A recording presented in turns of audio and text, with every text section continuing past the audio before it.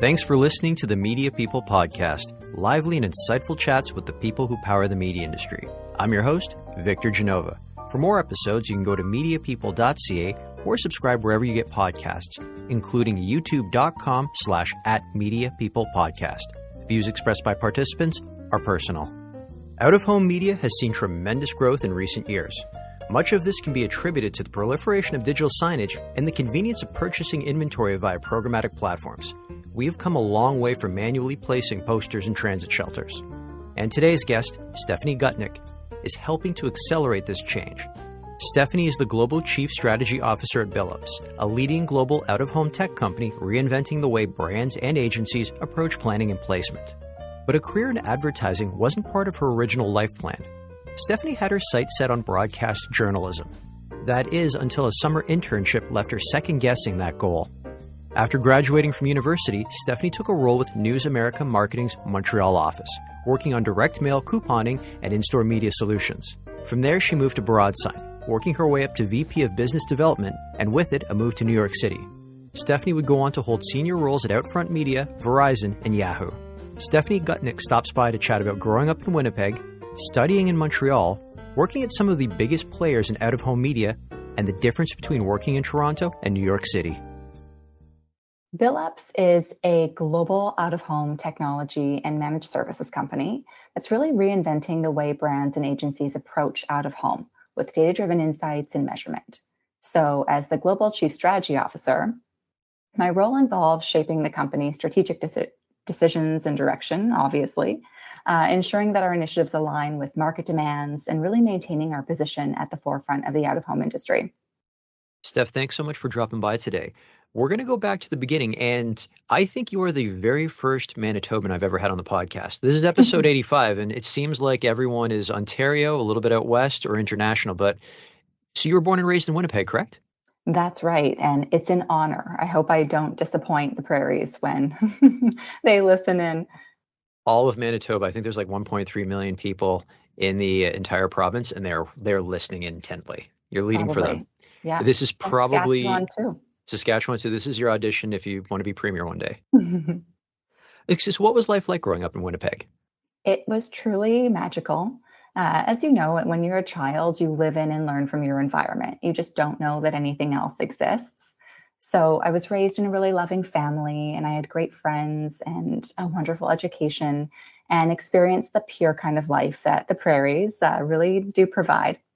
And it's the enjoyment from those simple moments and the values that were instilled by my parents that really keep me grounded. So even when I was working in Manhattan and even working in the ad tech industry, I really credit my prairie roots for who I am now. When I was doing my research for this episode, I'm going to admit I didn't even know that there was a Lake Winnipeg, but I went to Google Images to look at it, and my God, the beaches there are beautiful. And you spent a lot of your summers on Lake Winnipeg, correct? That's right. It's really nice that you did your research. I worked for a little while at the main hotel on Lake Winnipeg in a town called Gimli, where I was a server. It was right on the water. And, I thought that seeing the Northern Lights late in the summer was an experience that everyone had. Okay, I didn't even know you could see the Northern Lights from, say, Winnipeg. Like, if you had said Churchill, Manitoba, I'd be like, that makes sense. I thought you had to be a hell of a lot closer to the Arctic Circle for that. You can see them. It's a beautiful experience. What were your interests or hobbies growing up? Pretty much what they are right now. So reading, writing, dancing, playing piano, a lot of travel, and a lot of dessert. A lot of places there are particular desserts. Dessert eating a hobby. That is my number one. Okay, so what dessert keeps you busiest then? I mean, if we're talking about Canadian things, I feel like Nanaimo bars would be an appropriate response, but I'm not too picky. Did you have any influences you looked up to growing up, like any inspirations? Yeah, growing up, my parents, I know that's cliche, but truly I looked up to them. And actually, as I got older, I have a younger sister, and I look up to her as well. But, typical role models of a 90s baby, Mary-Kate and Ashley Olsen, the Olsen twins, were my idols. Has it shifted towards Elizabeth Olsen? Because you hear a lot more about her now than you do. I didn't even know she was a thing until I had heard she was cast in a Marvel movie. I'm like, oh, there's a third one? She's a great actor, but the Olsen twins are now in fashion. They've done very well. I can tell you that who I look up to and find interesting has definitely shifted as an adult. So I still respect them, but I don't idolize them. It's strange that a lot of things from the 90s no longer exist now. Like I was talking to a couple of people about it, and actually Heather Gordon, the head of Acast, she used to work at Much Music. And we Mm. keep talking about how like this generation right now, you can hear my dog right now making a cameo in the background.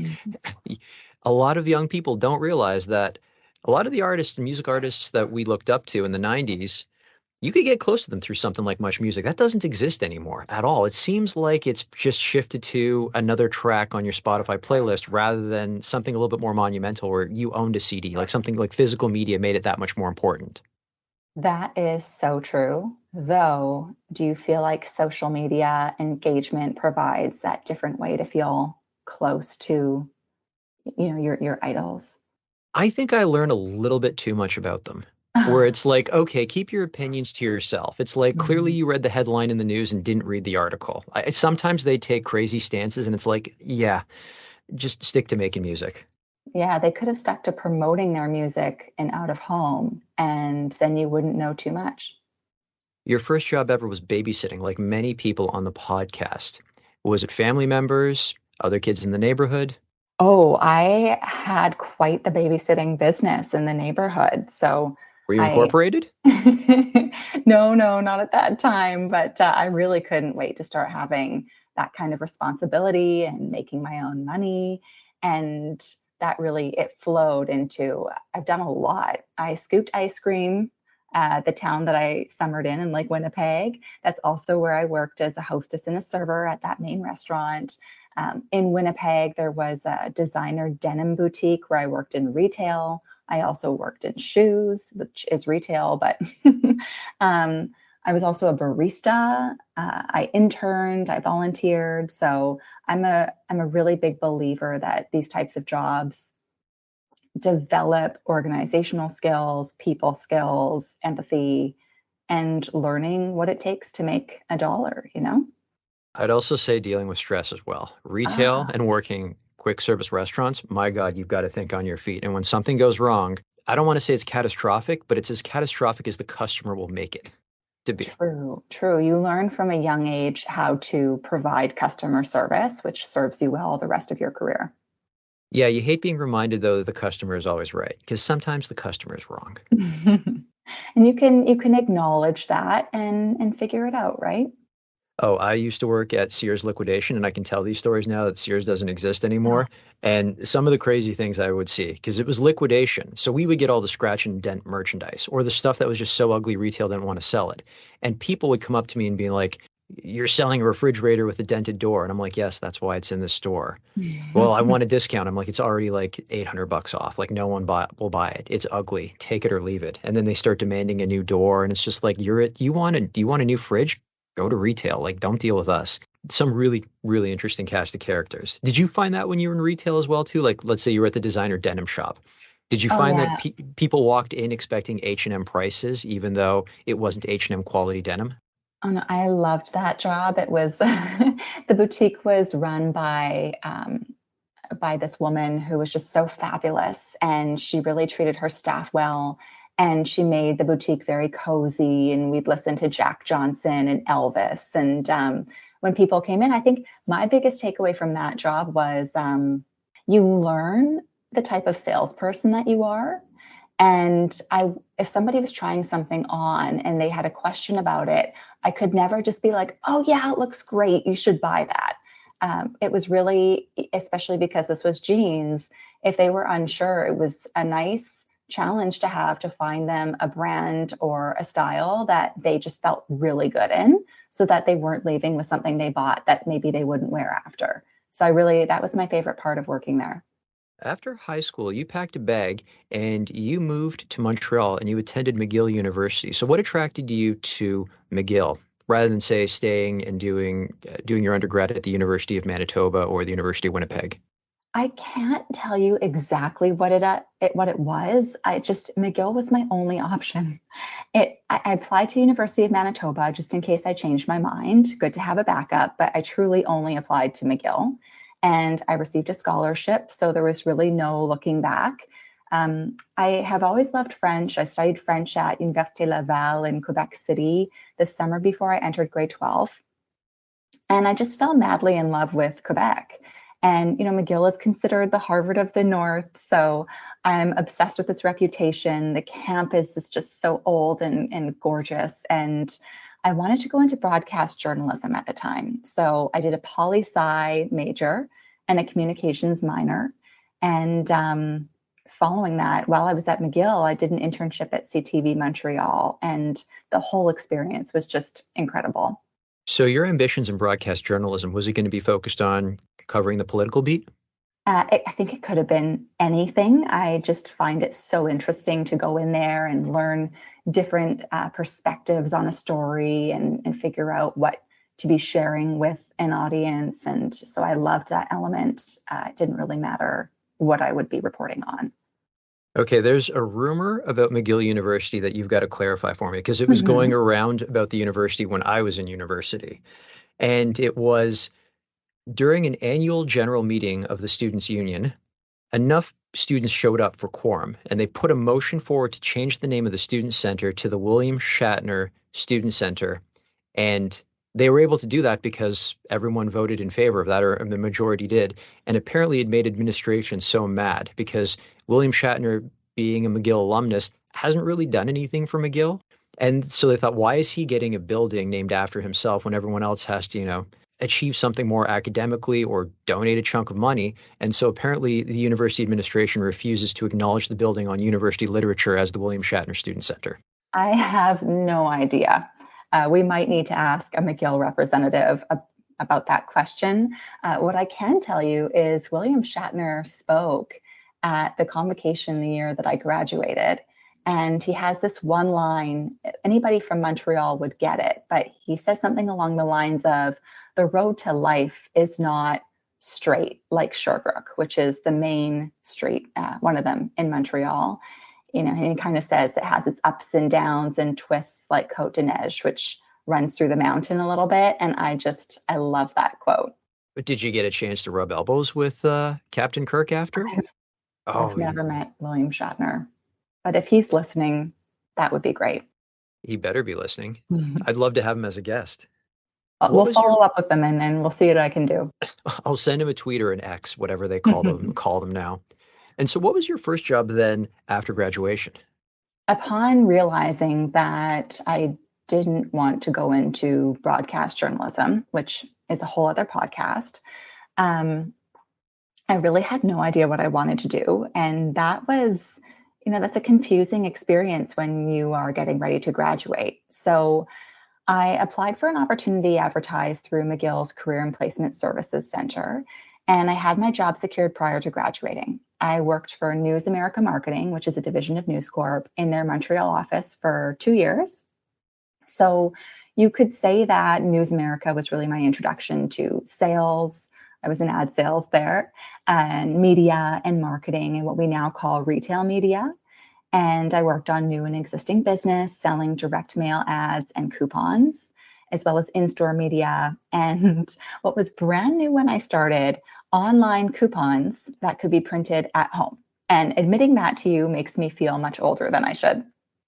Were they downloaded as PDFs and printed off, or was it something you could actually show on your phone? That was old school way of doing it. We had to figure out, means of making sure that people weren't getting into fraudulent couponing with any photocopies or the like. So it was really early days, but feels good to say, I was there when. Did it excite you though? Because on one hand, you were starting off getting into journalism, so a lot of storytelling. And then you shift over to retail media, which is incredibly important, but it's almost like there isn't really that much of a story behind it in the same way there is with journalism. Like it's kind of a pretty big pivot. It's interesting because I think that to be a good salesperson, whether you're selling a product or you're selling an idea or whatever it might be, you have to be a good storyteller. So for people who are figuring out what they want to do with their lives, who might be listening right now, it's, if you have passions, there's not always one way to follow that passion that might be the most obvious. Sometimes and hopefully you can apply them to other types of roles. And that's what I ended up doing. How did you refine your sales craft? Just because sales seems to be that one facet of business that maybe gets touched on in a university program, but it doesn't have its own concentration. Like you go and do an undergrad in business, it's like, oh, I specialized in marketing or general management or finance or operations or HR, but there's nothing there for sales, even though it is like the cusp of everything at a company, or it's literally the major revenue driver. So I found that when I got into sales, I was trying to grab whatever I could. A lot of I wouldn't say there was a lot of reading, but a lot of observing from my successful peers. Yes, I do think that sales can be learned. There's a skill set that can be learned and refined, and watching people who love what they do and are good at it is a really great way to go about it. But in terms of me, I think part of it is just I was born with this curiosity where, I ask questions. So what are the problems you're looking to solve? And also I have an inclination to learn about the person and see what we might have in common. So developing, a genuine relationship with a prospect or with a client, as well as, having that real desire to help them with whatever you are, whatever in your portfolio, that is where it comes from. And also my family, like we just talk to everybody. So I think just naturally, I grew up in an environment where we were not shy about engaging with people and developing just a natural connection. So that's where it came from. But of course, to your point, when you can learn from people who have styles that are similar to yours or maybe totally different, but you like them, that's another great way to build your sales acumen. What brought you to Broadsign? Did you Mhm. find the role or did the role find you? So what was happening is, again, working in actual ad sales was amazing training. And what I learned from that, though, in addition to how ad sales works, is that I was more interested in what advertiser and agency clients were strategizing. So I found a role in marketing at a company downtown Montreal that sold digital signage software, which was an entirely foreign term to me at the time. But I ended up, I started within the marketing department and wound up running the marketing department. And the whole time I was just like, I can't believe I'm getting paid to do what I love. Do you ever look back and go, thank God I'm in out of home advertising now versus say, 30 or 40 years ago when there wasn't an abundance or even any digital signage whatsoever? Because I remember working with people who were in out of home, and I'm going, my career spans, I guess, the last 16 years, but I remember talking to some people out of home. They would talk about how hard the sell would be because it's like, oh, will we get the poster put up in the transit shelter in time? Or if it's a timely poster, do we have other inventory coming in that's going to replace it? Because I've got a couple of stories where I've been standing at a bus shelter and you look at the movie and you're like, oh, okay, this movie comes out March 30th, but it's June. And it kind of felt like when digital out of home, and not even digital out of home, but programmatic digital out of home came about, it felt like it was a major turning point for that medium. So I'm an out of home opportunist about all formats. And I say that because it's not easy. The entire space, there's so much that goes into it, particularly what you're talking about in terms of traditional, print, vinyl, out of home. That's not the digital screens. That has so many parameters around it. It's a very difficult sell. What's happened with technology advancing, particularly in the past few years, and to your point with programmatic, it becomes much easier. But the people who plan it, and this is why I'm so proud to be at Billups, really have so much expertise about what's going to go into a successful out of home activation based on KPIs. And that takes significant knowledge. But I think, again, regardless of the complexities, even if we were 30, 40 years ago and we were just dealing with traditional out of home, it's just so iconic.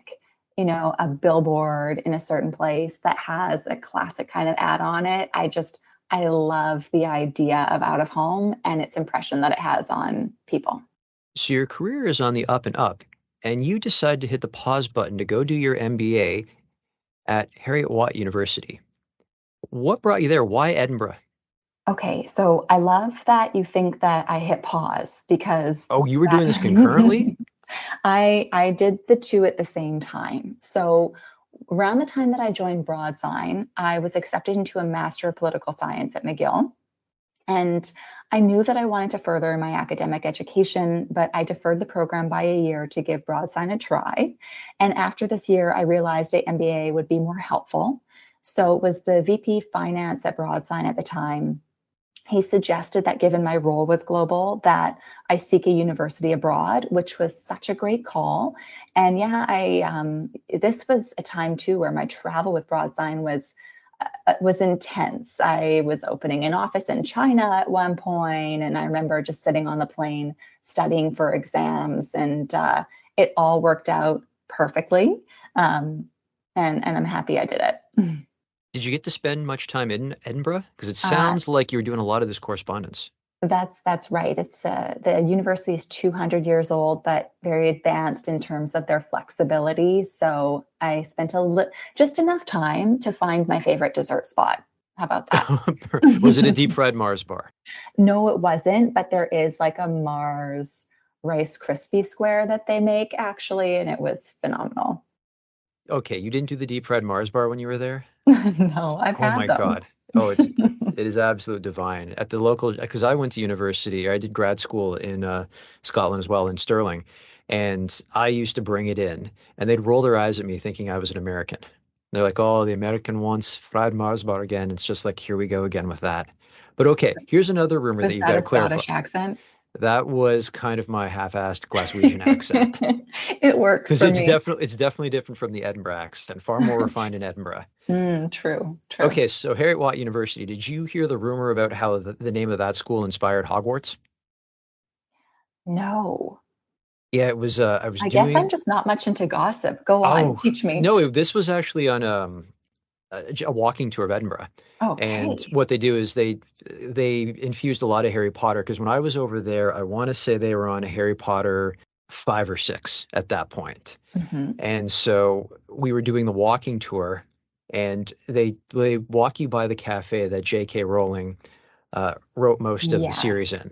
And then they tell the story too. I don't know if they're really embellishing at this point or trying to make it more dramatic, but they tell you that she couldn't afford to keep the heat going, so that's why Yeah. she used to do the work in the cafe. But they take you around and they take you to they take you first to a cemetery, and they won't let you walk through the cemetery because apparently it's so old that there's just fungus and disease and whatever. And they're just kind of like, you don't want to disturb the ground. They're like, if you go in there, stay on the path.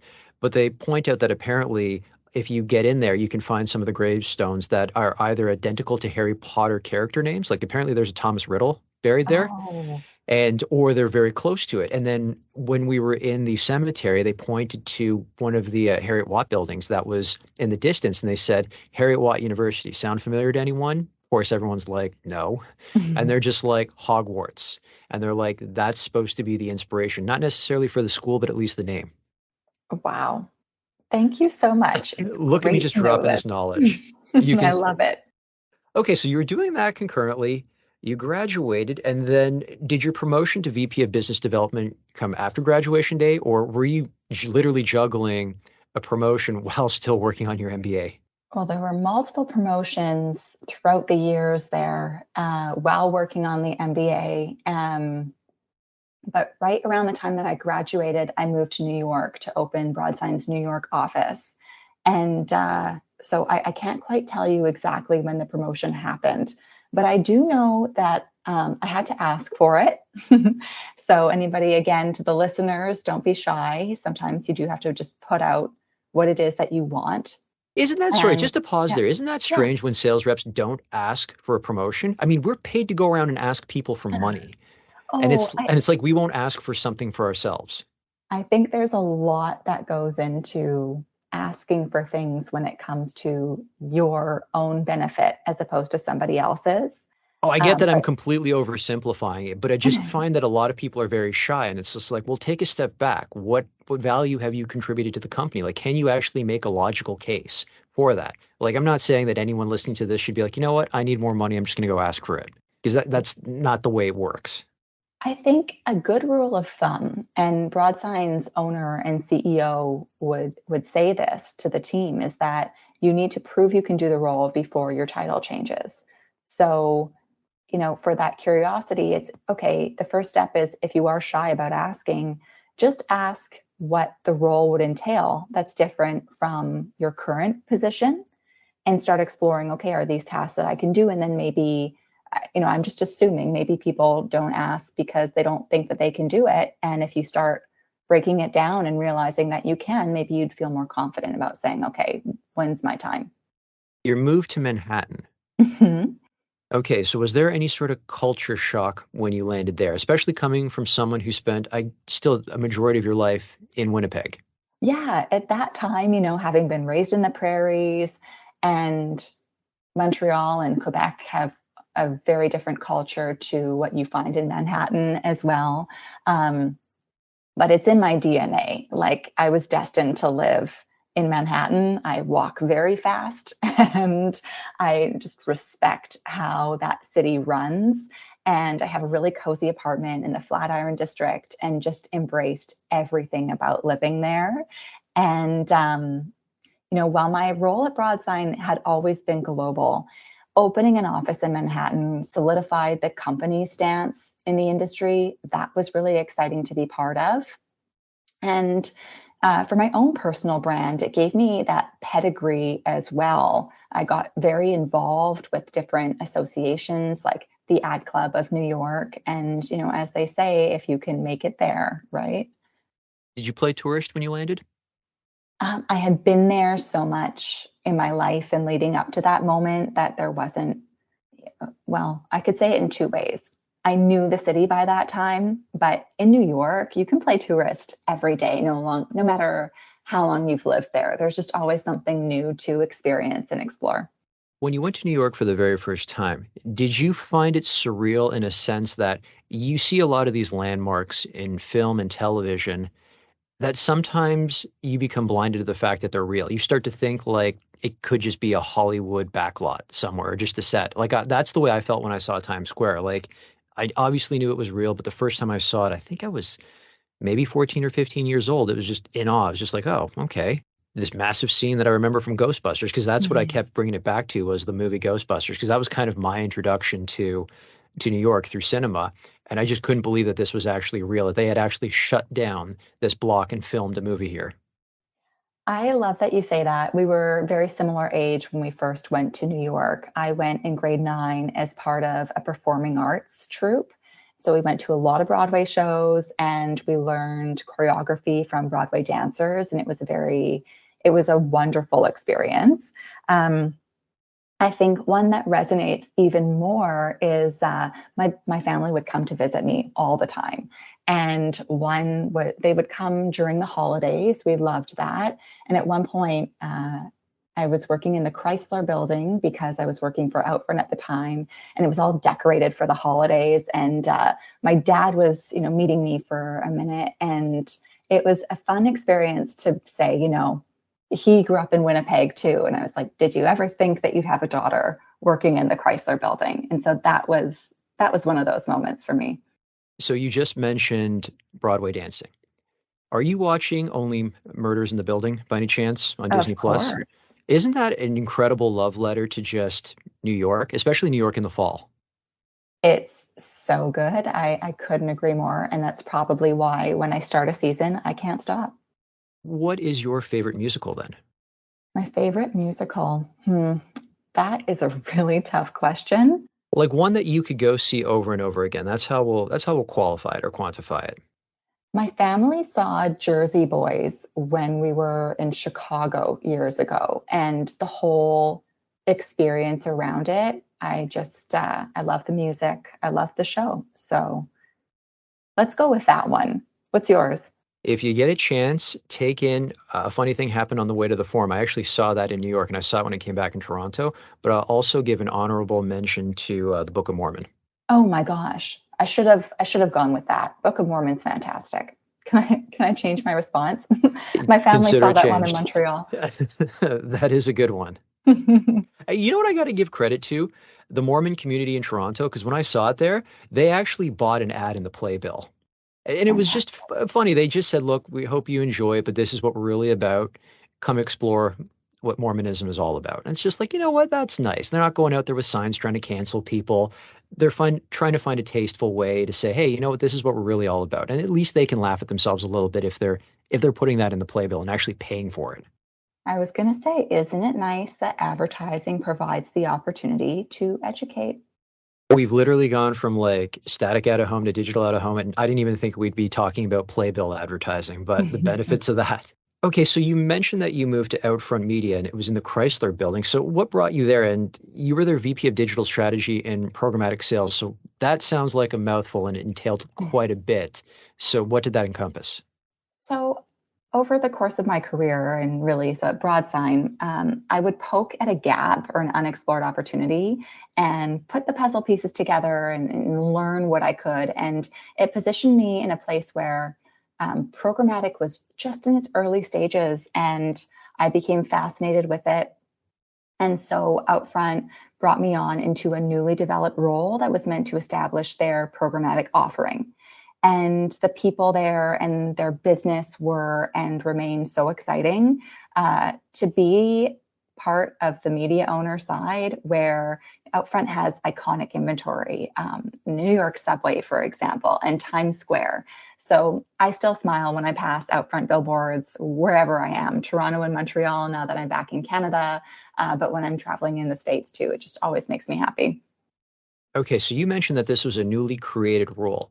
I find Yes. these roles interesting because depending on what's already there, you're coming into it and you're building everything from the ground up where they've already got a pretty good idea of what they're expecting from you. Or it could be a bit of middle ground. They're like, we think we should go this direction, but we need you and your expertise to fill in the gaps and point us towards success. How was it when you landed there? Like how much of the role had already been fully fleshed out before you started on day one?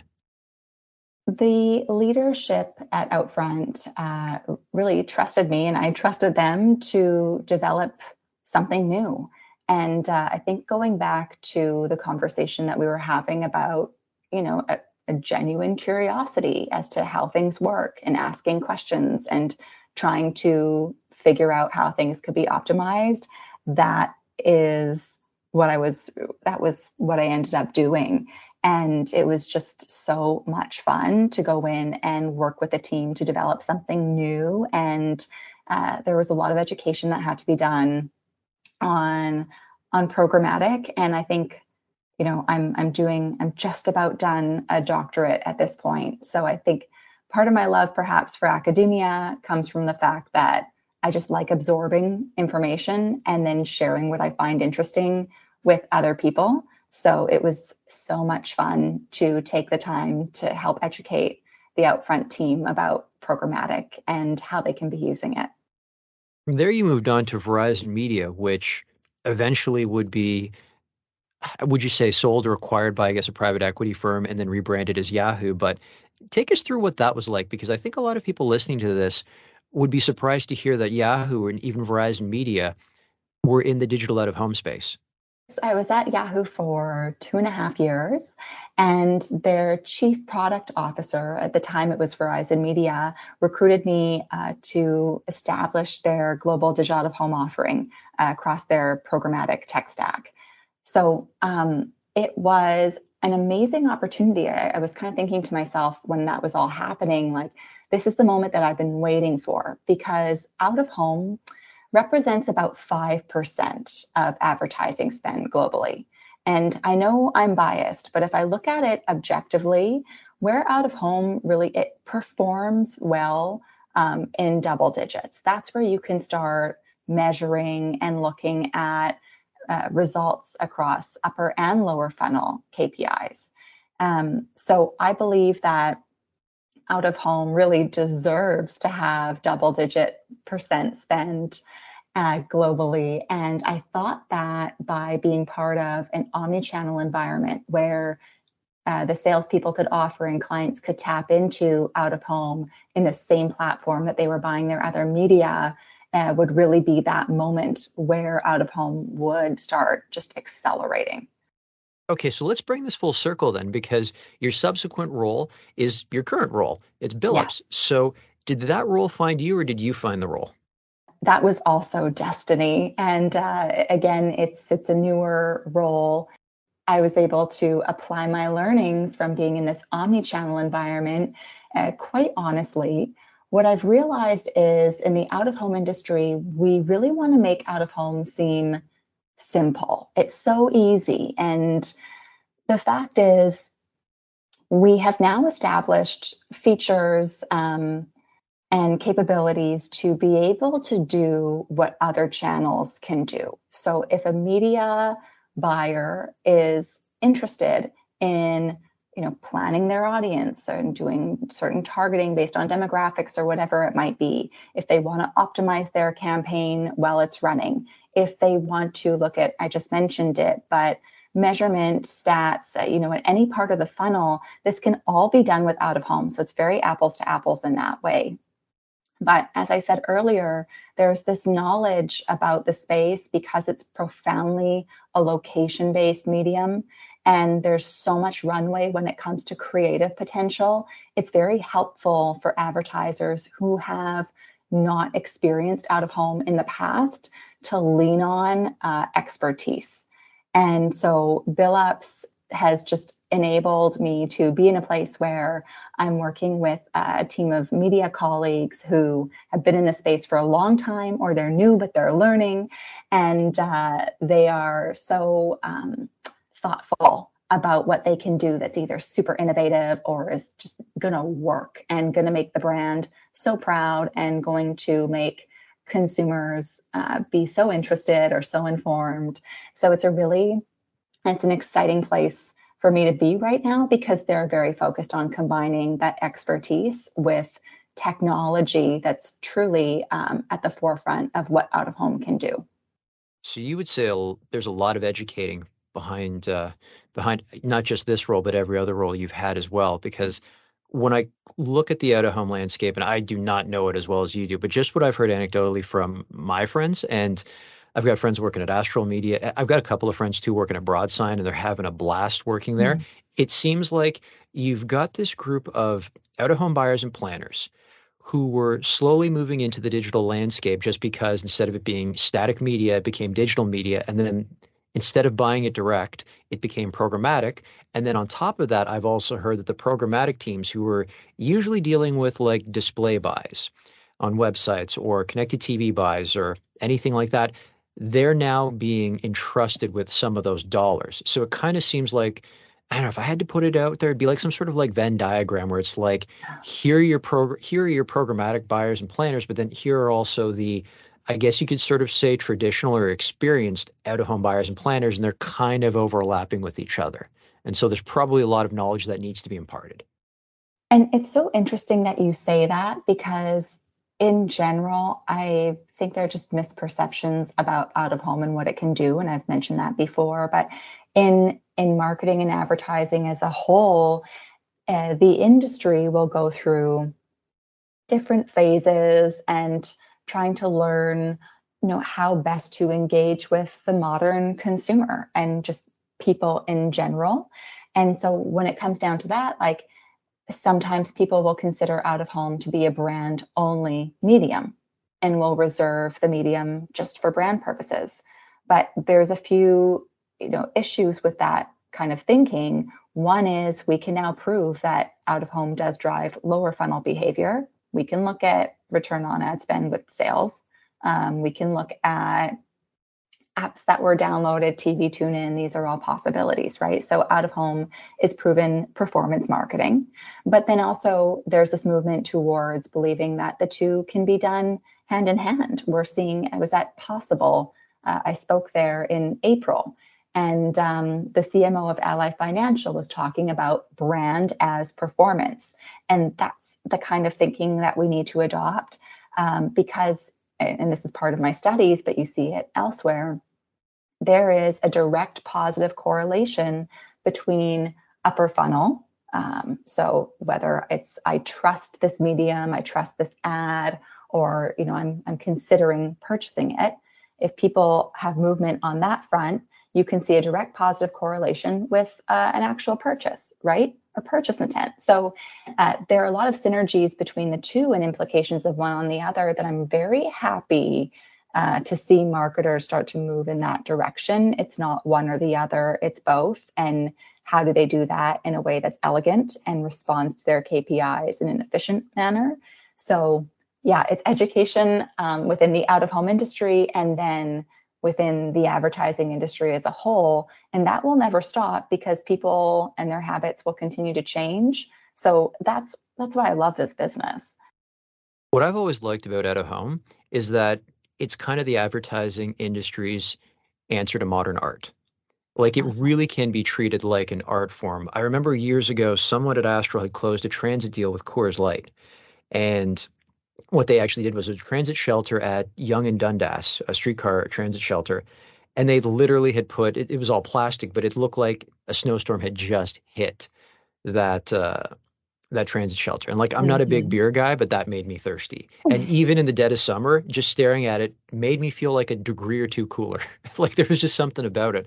And then anytime the forced perspective videos pop up on LinkedIn, I'm always watching those. Like I spoke to Amanda Dornberg about them when she was on my podcast 2 years ago. She said, look, you've got to be looking at it from a specific angle to get the full function. But little things like that. And something that I don't think out of home gets a lot of credit for is a lot of subsequent earned media that comes with these executions.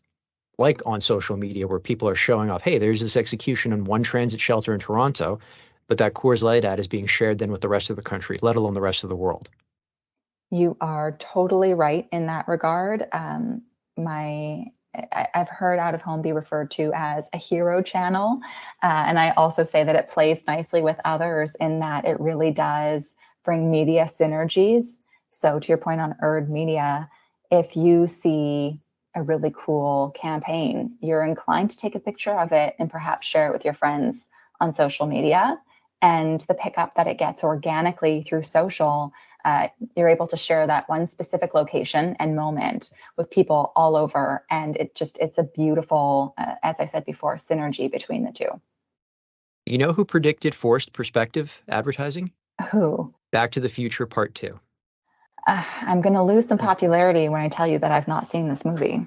The Back to the Future trilogy is so perfect that it should not be rebooted ever. Like that should be considered a crime against humanity. Like in an era where we're rebooting every film every 5 to 10 years, it should be left alone. If I can find that clip on YouTube, I will email it to you after. But I look forward to it. But there's a scene. So basically what happens is Michael J. Fox's character goes from 1985 to the year 2015. And it's just funny to see what they think 2015 is going to be like. And he's walking through his town, and then it's more of a hologram than a forced perspective video, but they're kind of half joking that like Jaws 10 is coming out now, and it's a giant hologram of a shark that's coming down and it's about to eat him, and he's freaking out, and everyone on the street's looking at him because they get it. They know that it's just an ad. And it reminds me so much of the forced perspective video I saw on LinkedIn where it was I think it was in Japan, it was a subway entering the station, and then it looked like it was just going to pull right out and onto the crowd. I'll send that video to you, but it's one of those, it's another example of how writers are able to predict the future. Wow. I will be so curious to see this. Okay, so you've had a series of promotions throughout your career. If there's anyone listening to this that's just jonesing to punch above their weight and get into a new role at their current company, what advice would you give them? Well, somebody not too long ago asked me for similar advice, and the first takeaway is you're going to have to kind of do what feels right for you.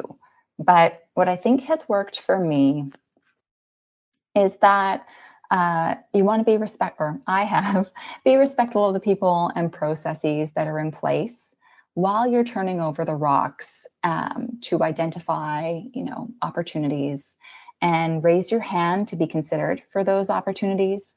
I would say know which leaders you wish to emulate and why. Be mindful of those you don't and why. I had mentioned relationship building before. Definitely establish meaningful relationships and connections. Doesn't matter how many people you know. It's about the ones who you really can connect with and learn from and teach. And then I would also say learning how to think critically, working collaboratively, and it's just being observant. It's knowing when to crack a joke. It's working very hard. And there are also the elements that we cannot control, like timing and luck. And I'm still learning that unpredictability is what makes life special. So I'm actively trying to embrace that. But truly, if you put those factors into it, the hard work, the being thoughtful about what it is that you're doing, then the moments of serendipity pop up when you least expect it. And that's what gives your career the next push. Concurrently, you're also working on your PhD. Take us through that a little bit. Like, how far along are you? What was your dissertation about? So I am set to graduate at the end of the year, which is very exciting. Everything has been done, and now I'm just waiting on that date. But I'm studying the advertising effects of connected television and digital out of home. And the advertiser that ran the research with me is actually Gooder Sunglasses. They're based out of LA.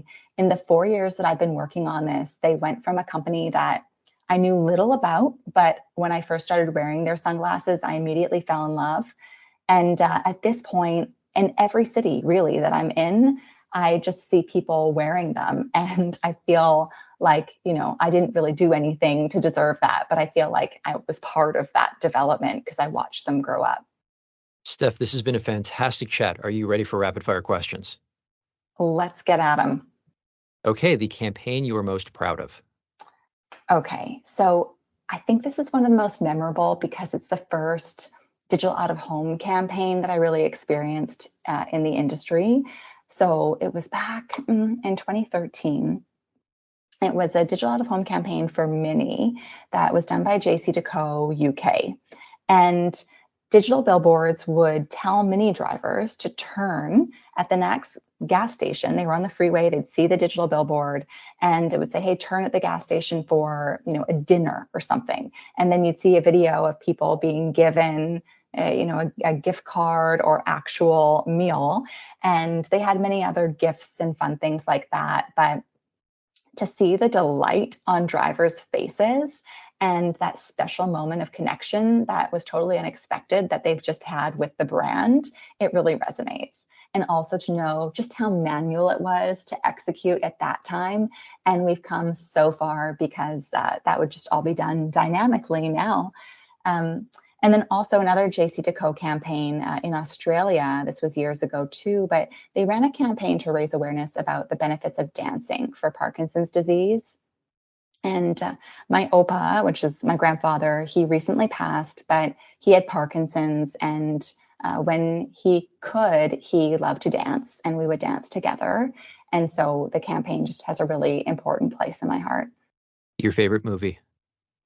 That would be The Parent Trap, but Lindsay Lohan's version. And I can defend this choice. It was a big part of my life growing up. My family loved it. It has a great soundtrack, and it's a feel-good movie, and I stand by it. No one's judging you, don't worry. And it's funny that you say it's a Lindsay Lohan film, because I think I remember it more as a Jamie Lee Curtis movie.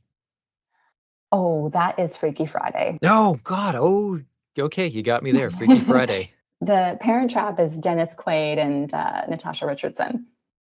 If Hollywood were to make a movie based on your life story, who would you want to play you?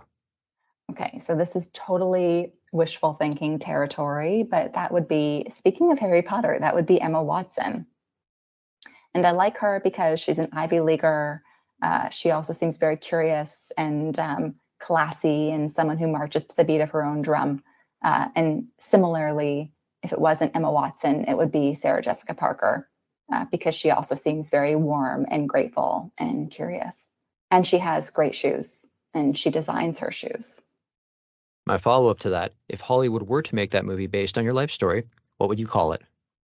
It would be called Eat, Pray, Love, and Work. Would they be weighted equally?